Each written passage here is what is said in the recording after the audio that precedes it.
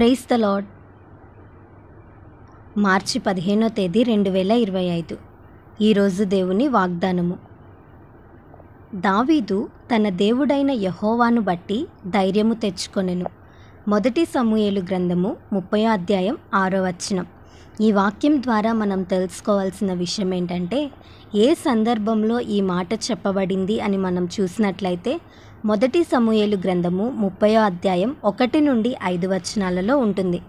దావీదు అతని సైన్యము ఆ పట్టణంలో లేనప్పుడు శత్రువులైన అమాలేకీలు వచ్చి అక్కడున్న వారి సమస్తాన్ని దోచుకొని వారి భార్యలను, వారి కుమారులను, వారి కుమార్తెలను చెరలోనికి తీసుకువెళ్తారు.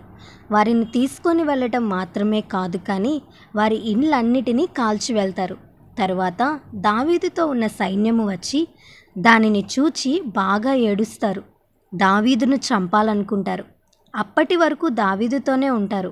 అప్పటి వరకు దావీదుతో కలిసి యుద్ధాలు చేస్తారు. అప్పటి వరకు దావీదుతో కలిసి శత్రువులను ఎదిరిస్తారు. కానీ ఎప్పుడైతే వారికి కష్టం వచ్చిందో దావీదుకు వ్యతిరేకంగా లెగుస్తారు. అలాంటి సందర్భంలో దావీదుకు తోడుగా ఒక్కరు కూడా ఉండరు.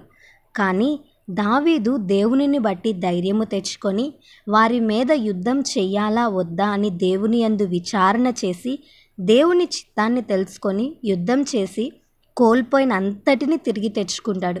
ఈ ఉదయకాల సమయంలో ఈ వాక్యం వింటున్న నీవు కూడా దావీదు వలె ఒంటరిగా ఉన్నావా?